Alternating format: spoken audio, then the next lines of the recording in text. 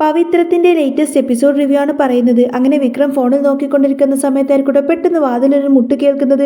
അങ്ങനെ അച്ഛമ്മയും വേദയും രാധയും കൂടി അകത്തേക്കങ്ങ് കയറി വരുന്നത് കാണുന്ന സമയത്തിന് വിക്രത്തിനൊരു ഞെട്ടലായിരിക്കും. രാധയെ കാണുന്ന സമയത്തിന് വിക്രം തന്റെ കയ്യിലുള്ള ഫോൺ ഇങ്ങനെ രാധക്ക് കാണിച്ചു കൊടുക്കുന്ന സമയത്തിന് രാധ ആകെ നാണം കെട്ടിങ്ങനെ തല താഴ്ത്തി നിന്ന് പോവാണ്. അച്ഛമ്മ പറഞ്ഞിട്ട് മോനെ വിക്രം, ഞങ്ങൾ ഡോക്ടറെ കണ്ടിട്ടാണ് വരുന്നത്, നിനക്ക് വലിയ കുഴപ്പമില്ല എന്ന് പറഞ്ഞു. നിന്നെ ഇന്ന് തന്നെ ഡിസ്ചാർജ് ചെയ്യാം, നിനക്ക് അപകടം പറ്റിയെന്ന കാര്യമൊന്നും ഞങ്ങൾ അറിഞ്ഞിരുന്നില്ല. ദേ ഇവള് ഇന്നലെ തുടങ്ങിയിട്ട് നിന്നെ വിളിക്കുന്നതാണ്, പക്ഷെ നീ ഫോൺ എടുത്തില്ല, നിന്റെ ഫോൺ സ്വിച്ച് ഓഫ് ആയിരുന്നു. നീ മനഃപൂർവ്വം കല്യാണത്തിൽ നിന്ന് മാറി നിൽക്കുന്നതാണെന്നാണ് ഞങ്ങൾ വിചാരിച്ചിരുന്നതെന്നൊക്കെ പറയട്ടോ അച്ഛമ്മ.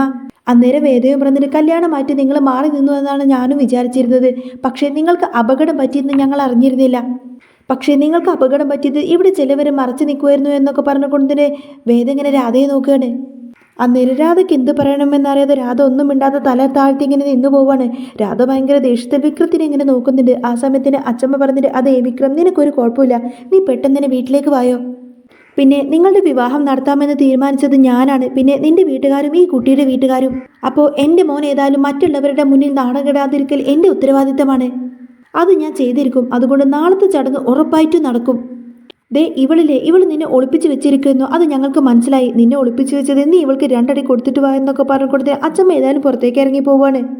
അന്നേരം വേദ പറഞ്ഞിട്ട്, അതേ മോനെ വിക്രു, വാ നമുക്ക് പോവാം, നാളത്തെ ദിവസം ഓർമ്മയുണ്ടല്ലോ, ഈ താലി നാളെ മാറ്റി കോർക്കേണ്ടതില്ലേ, അതുകൊണ്ട് നീ സന്തോഷത്തോടു കൂടി തന്നെ വായോ.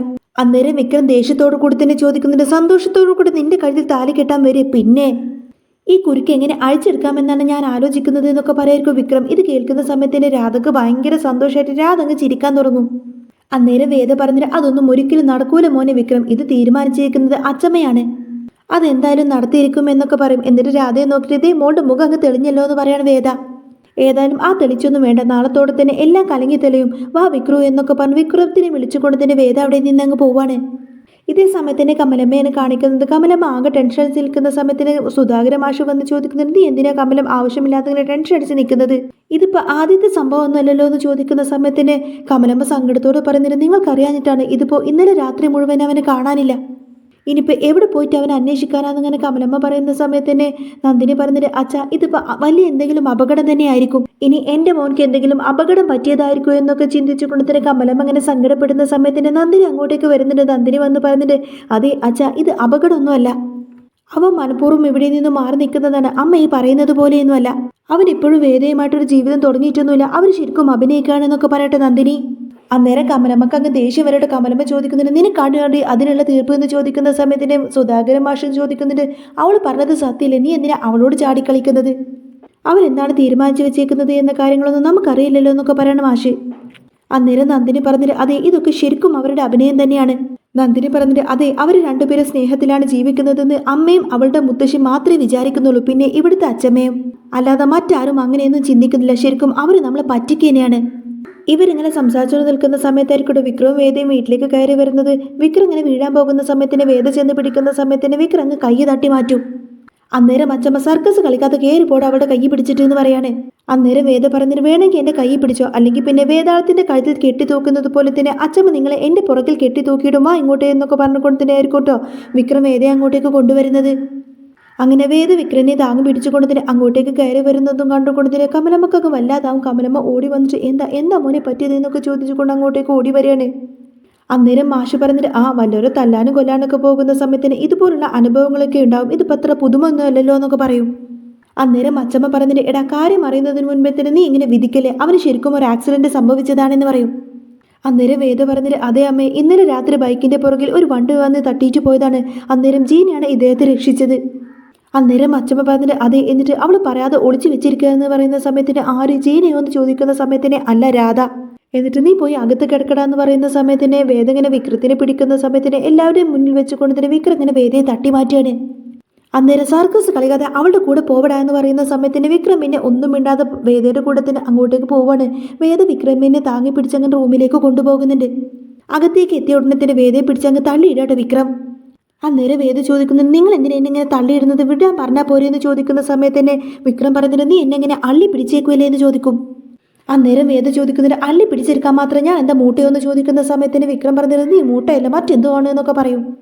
അന്നേരം വേദ പറഞ്ഞിട്ട്, അതെ ഞാൻ യക്ഷിയാണ്, യക്ഷി എന്താ വിക്രത്തിന് ഇതുവരെ മനസ്സിലായില്ലേ എന്ന് ചോദിക്കും.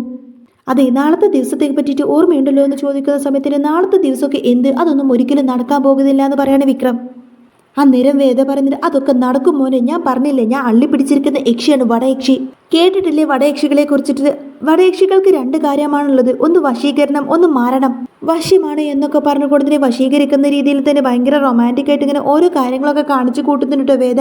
അതിനുശേഷം മാരണമാണ് എന്നൊക്കെ പറഞ്ഞ് പേടിപ്പിക്കുന്ന രീതിയിലൊക്കെ ഇങ്ങനെ ഓരോ കാര്യങ്ങളൊക്കെ കാണിക്കുന്നുണ്ട്. യക്ഷികൾ ചെല്ലുന്നത് പോലെ തന്നെ സ്വാഹ വാഹു എന്നൊക്കെ പറഞ്ഞുകൊണ്ട് കുറേ അധികം യക്ഷിമന്ത്രങ്ങളൊക്കെ ചെല്ലുന്നത് കാണുന്ന സമയത്തിന് വിക്രത്തിന് അങ്ങ് പേടിയാവും. വേദം നിർത്താതെ അങ്ങനെ യക്ഷിമന്ത്രം ചൊല്ലിക്കൊണ്ടിരിക്കുന്ന സമയത്തിന് വിക്രം പേടിച്ച് വിറച്ചുകൊണ്ട് തന്നെ അറിയാതെ അങ്ങ് ബെഡിൽ അങ്ങ് ഇരുന്ന് പോവാണ്. എന്നിട്ട് ആ ഒരു മന്ത്രമെല്ലാം ചൊല്ലിയതിന് ശേഷം അങ്ങനെ ആവാഹിച്ചെടുക്കട്ടോ. ഈ സമയത്തൊക്കെ വിക്രം ആകെ വേദയുടെ മുന്നിൽ ഇങ്ങനെ പേടിച്ച് വിറച്ചിരിക്കായിരിക്കും. അപ്പോൾ വേദ പറഞ്ഞിട്ട് കേട്ടില്ലേ, ഇതിങ്ങനെ കല്യാണം കഴിയുന്നത് വരെ മനസ്സിൽ ചൊല്ലിക്കൊണ്ടിരിക്കണം. ഇപ്പം തൽക്കാലത്തേക്ക് ഇത് മാത്രം മതി, ഇനി നാളെ കാണാം വിക്രം, ഇനി വിവാഹത്തിന് ശേഷം ഇങ്ങനെയൊക്കെ തന്നെ ആയിരിക്കും എന്നൊക്കെ പറഞ്ഞുകൊണ്ടായിരിക്കട്ടെ വേദ അവിടെ നിന്നങ്ങ് പോകുന്നത്. വേദ പോയതിനു ശേഷം വിക്രം ആകെ ഇങ്ങനെ പേടിയോടുകൂടെ ചിന്തിക്കുകയാണ്, ഇനി ഇവൾ പറഞ്ഞതൊക്കെ സത്യമായിരിക്കോ, ഇവളുടെ ഉള്ളിൽ ശരിക്കും ഒരു യക്ഷി ഉണ്ടായിരിക്കുമോ, ശരിക്കും വടയക്ഷി ഉണ്ടോ എന്നിങ്ങനെ വിക്രം മനസ്സിൽ ചോദിക്കുന്ന സമയത്തിന് അവിടെ നിന്നും വേദ ഇങ്ങനെ വിളിച്ചു പറഞ്ഞിട്ട് അതെ ഞാൻ പറഞ്ഞത് സത്യം തന്നെയാ, വേണമെങ്കിൽ നിങ്ങൾ നെറ്റിൽ സെർച്ച് ചെയ്ത് നോക്കിക്കോ എന്നിങ്ങനെ വേദ വിളിച്ചു പറയുന്ന സമയത്തിന് വിക്രം ഒന്നും മിണ്ടാതെ തല താഴ്ത്തിയിരിക്കുകയാണ്. പിന്നീട് കാണിക്കുന്നത് നന്ദിനി ഇങ്ങനെ വിനായകനോട് വന്ന് ചോദിക്കുന്നത്, ആഹാ നിങ്ങൾ എന്താ ഇവിടെ ഇരുന്നിരുന്ന് നഖം വെട്ടാണോ എന്ന് ചോദിക്കുന്ന സമയത്തിന് വിനായകൻ പറഞ്ഞിട്ട് നാളെ ഇവിടെ ഒരു ഫംഗ്ഷൻ നടക്കില്ലേ, അതുകൊണ്ട് വൃത്തിയിലും എനിക്കൊക്കെ ഇരിക്കട്ടെ. അന്നേരം നന്ദിനി പറഞ്ഞിട്ട് നിങ്ങൾ ഇവിടെ നഖം വെട്ടിയിരുന്നു, അവൻ വന്നു എന്ന് പറയുന്ന സമയത്തിന് ആരെന്ന് ചോദിക്കുന്ന സമയത്തിന് വിക്രം എന്ന് പറയും. ഓ വിക്രം വന്നോ, ഏതായാലും നാളത്തെ ചടങ്ങ് നടക്കില്ലോ നല്ല ഭംഗിയായിട്ട് എന്ന് പറയാണ്.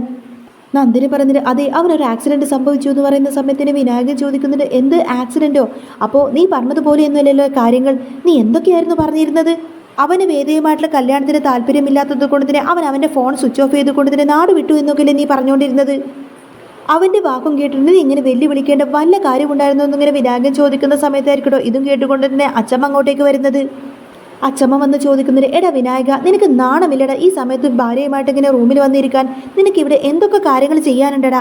അപ്പോഴേനെ വിനായകൻ പറഞ്ഞിട്ട് അത് പിന്നെ അച്ചമ്മ എന്ന് പറയുന്ന സമയത്തിന് അച്ചമ്മ പറഞ്ഞിട്ട് അതെ നിങ്ങൾ സംസാരിക്കുന്ന കാര്യങ്ങളെല്ലാം തന്നെ ഞാൻ കേട്ടു, എടാ ഇവൾ പറയുന്നത് കേട്ടിട്ട് നീ അതിനനുസരിച്ച് ഇങ്ങനെ ആടിത്തുള്ളാൻ നിൽക്കണ്ട. അന്നേരം നന്ദിനി ചോദിക്കുന്നുണ്ട്, അയ്യേ അച്ചമ്മ ഒളിഞ്ഞു കേൾക്കുമോ എന്ന് ചോദിക്കുന്ന സമയത്തിന് അച്ചമ്മ പറഞ്ഞിട്ട് എടി നിങ്ങളെ പറ്റിയിട്ടാണ് സംസാരിക്കുന്നതെങ്കിൽ ഞാൻ അങ്ങ് മിണ്ടാതെ പോയേനെ, പക്ഷേ നിങ്ങൾ മറ്റൊരാളെ പറ്റി കുറ്റം പറയുന്ന സമയത്താണെങ്കിൽ ഞാൻ എൻ്റെ രണ്ട് ചെവിയും തുറന്ന് കേൾക്കും. അതെ ശ്രീജിയും വിഷ്ണുവിനും കൂടി മോളെ കൊണ്ട് പുറത്തു പോയിരിക്കുകയാണ്, ആ കമല ഒറ്റക്കാണ് അടുക്കളയിൽ കിടന്ന് കഷ്ടപ്പെടുന്നത്. എടി നീ ഒരു കാര്യം ചെയ്യ്, നീ ചെന്നിട്ട് കമലേനെ ഒന്ന് ഹെൽപ്പ് ചെയ്യ്, അടുക്കളയിലേക്ക് ചെല്ല്. എടാ വിനായക നീ ചെന്നിട്ട് ആ മുറ്റൊക്കെ ഒന്ന് വൃത്തിയാക്കിയിട്. അപ്പോഴേക്കും ഞാനൊന്ന് ചോദിക്കുന്ന സമയത്തിന് അതെ നീ തന്നെ എന്നൊക്കെ പറഞ്ഞുകൊണ്ട് വിനായകനെ അങ്ങോട്ടേക്ക് പറഞ്ഞു വിടും. അങ്ങനെ വിനായകൻ മുറ്റം വൃത്തിയാക്കിക്കൊണ്ടിരിക്കുന്ന സമയത്തായിരിക്കട്ടെ അനിയൻകുട്ടനും ജോസഫൊക്കെ അങ്ങോട്ടേക്ക് വരുന്നത്. അപ്പോൾ ജോസഫ് പറയുന്നത് വിനായകൻ ചേട്ടന് നല്ല പണി കിട്ടിയല്ലേ, അനിയൻകുട്ടൻ്റെ രണ്ടാം കല്യാണമല്ലേ, അതുകൊണ്ട് നന്നായിട്ട് അങ്ങ് പണിയെടുത്തോ എന്ന് പറയും. എന്നാൽ ഇത് കേട്ടുകൊണ്ടതിന് അച്ചമ്മ അങ്ങോട്ടേക്ക് വരണേ, എടാ നിൽക്കട അവിടെ, നീ എന്താടാ പറഞ്ഞത് എന്ന് ചോദിക്കുന്ന സമയത്ത് ചോദിക്കുന്നത് അയ്യോ എന്താ അച്ചമ്മയെന്ന് ചോദിക്കും. എന്താ പറഞ്ഞത്, അനിയൻ്റെ രണ്ടാം കെട്ടോ, എടോ എൻ്റെ മോന് ഒരു പെണ്ണിനെ മാത്രമേ താലി കെട്ടിയിട്ടുള്ളൂ, അവൻ്റെ രണ്ടാം കെട്ടൊന്നുമല്ല, അവളുടെ വീട്ടുകാർ പങ്കെടുക്കാത്തത് കൊണ്ട് തന്നെ വീണ്ടും ഒന്ന് താലി കെട്ടുന്നേ ഉള്ളൂ, അല്ലാതെ അവൻ്റേത് രണ്ടാം കെട്ടൊന്നുമല്ല എന്ന് പറഞ്ഞു കൊടുക്കുകയാണ് അച്ചമ്മ. അന്നേരം ജോസഫ് പറഞ്ഞിട്ട് അയ്യോ അച്ചമ്മ ഞാൻ അതൊന്നും ഉദ്ദേശിച്ച് പറഞ്ഞതല്ല, രണ്ടാമത് കെട്ടാണല്ലോ എന്ന് ഉദ്ദേശിച്ച് പറഞ്ഞതാണ്. ശരി ഏതായാലും നിങ്ങൾ വൈകുന്നേരം ഇങ്ങോട്ടേക്ക് വാ, ഇവിടെ നല്ല പരിപാടികളൊക്കെ ഉണ്ട്, നിങ്ങളുടെ കൂട്ടുകാരുടെ കല്യാണമല്ലേ, അതുകൊണ്ട് തീർച്ചയായിട്ടും നിങ്ങൾ വായോ എന്നൊക്കെ പറയും. ഡെക്കറേഷൻ്റെ ആൾക്കാരൊക്കെ വരും, അപ്പോൾ നിങ്ങളും കൂടെ കാണണ്ടേ, അതുകൊണ്ട് നിങ്ങൾ വരണമെന്ന് പറയുന്ന സമയത്തിന് ശരി അച്ചമ്മയെന്ന് പറയും. അപ്പോൾ വിക്രം റൂമിൽ കാണും, നിങ്ങൾ അങ്ങോട്ടേക്ക് ചെല്ലുമെന്ന് പറയുന്ന സമയത്തിന് ജോസഫും അനിയൻകുട്ടനും വിക്രത്തിനെ കാണാൻ വേണ്ടിയിട്ട് മുറിയിലേക്ക് ചെല്ലുകയാണ്. അവർ ചെന്ന് നോക്കുന്ന സമയത്തിന് വിക്രം നല്ല ഉറക്കത്തിലായിരിക്കും. എടാ വിക്രം എഴുന്നേൽക്കടാ എന്ത് ഉറക്കായത്, നാളെ ഒരു ചടങ്ങ് നടക്കാൻ പോവല്ലേ, അതെ ഞങ്ങൾ വന്നേക്കുന്നത് നിന്റെ വണ്ടിയും കൊണ്ടാണ്, ദാ താക്കോല് എന്നൊക്കെ പറഞ്ഞ് താക്കോല് കൊടുക്കും. വണ്ടിക്ക് എന്തെങ്കിലും സംഭവിച്ചോ എന്ന് ചോദിക്കുന്ന സമയത്തിന് വണ്ടിക്ക് എന്ത് സംഭവിച്ചാലും കുഴപ്പമില്ല, നിനക്ക് എന്തെങ്കിലും സംഭവിച്ചോ എന്ന് ചോദിക്കും. അപ്പോൾ എനിക്കൊരു കുഴപ്പമില്ല, എടാ നീ ഇങ്ങനെ ചടഞ്ഞു കൂടി ഇരിക്കണ്ട, നാളെ ഒരു ചടങ്ങ് നടക്കുന്നതല്ലേ എന്ന് ചോദിക്കുന്ന സമയത്തിന് വിക്രം ചോദിക്കുന്നത് പിന്നെന്താ ചടങ്ങ് നടക്കാമെന്ന് വിചാരിച്ച് ഞാൻ അങ്ങ് തലകുത്തി നിൽക്കണോ, എടാ നിങ്ങളൊന്ന് പോയെടാന്ന് പറയുന്ന സമയത്തിന് പറഞ്ഞിട്ട് എടാ ഞങ്ങൾ വന്നേക്കുന്നത് ശ്രീനിവാസൻ സാർ പറഞ്ഞിട്ടാ നിന്നെ കൂട്ടി ചെല്ലാനാണ് ഞങ്ങളോട് പറഞ്ഞേക്കുന്നത്. അന്നേരം എന്നെ കൂട്ടി ചെല്ലാനോ എന്ന് ചോദിക്കുന്ന സമയത്തിന് അതേന്ന് പറയും. അപ്പോഴേക്കും വിക്രം പറയുന്നത് ഏതായാലും നിങ്ങൾ നടന്നോ ഞാൻ വന്നോളാം എന്നൊക്കെ പറയുന്ന സമയത്തിന് ജോസഫും അനിയൻകുട്ടനും അവിടെ നിന്ന് അങ്ങ് പോവാണ്. അങ്ങനെ പുറത്തു പോരുന്ന സമയത്തിന് വേദ ചോദിക്കുന്നതിന് അല്ല നിങ്ങളുടെ അഭിപ്രായം എന്താണെന്ന് ചോദിക്കുന്ന സമയത്തിന് എന്താണെന്ന് ചോദിക്കും. ആ സമയത്തിന് വേദ പറയുന്നത് ഇത് ശരിക്കും ഒരു അപകടം സംഭവിച്ചതാണോ അതോ മനഃപൂർവ്വം ആരെങ്കിലും കരുതി കൂട്ടി ചെയ്തതാണോ എന്ന് ചോദിക്കുന്ന സമയത്തിന് അപകടം സംഭവിച്ചതാണെന്ന് അവർ പറയാട്ടോ. അന്നേരം ഇടിച്ചിട്ടതാണ് എന്നാണ് വിക്രം പറയുന്നത് എന്ന് പറയട്ടെ ജോസഫ്. എന്നിട്ട് എന്തേന്ന് ചോദിക്കുന്ന സമയത്തിന് ഒന്നില്ല ചോദിച്ചതാണെന്ന് പറയും. എന്നിട്ട് വൈകിട്ട് വരില്ലേ എന്ന് ചോദിക്കട്ടെ വേദ. ആ സമയത്തിന് വരാമെന്ന് പറഞ്ഞുകൊണ്ടായിരിക്കും അനിയൻകുട്ടനും ജോസഫും അവിടെ നിന്നും പോകുന്നത്. എന്നാൽ വിക്രമിനെ ആരായിരിക്കും മനഃപൂർവ്വം ഇടിച്ചിട്ടത് എന്നൊക്കെ ചിന്തിച്ചുകൊണ്ട് തന്നെ വേദ ഭയങ്കര സങ്കടത്തിൽ ഇങ്ങനെ നോക്കി നിൽക്കുന്നതും കാണിച്ചുകൊണ്ടാട്ടോ ഇന്നത്തെ ഈ ഒരു എപ്പിസോഡ് പൂർണ്ണമാവുന്നത്. പിന്നീട് അങ്ങനെ രണ്ട് വീട്ടുകാരുടെ സമ്മതത്തോടു കൂടി തന്നെ വിക്രം വേദയുടെ കഴുത്തിൽ താലി കെട്ടുന്നുണ്ട്. അതിനുശേഷം ഭയങ്കര അടിപൊളിയായിട്ടുള്ള ആഘോഷങ്ങളൊക്കെ തന്നെയാണ് വരാൻ പോകുന്നത്.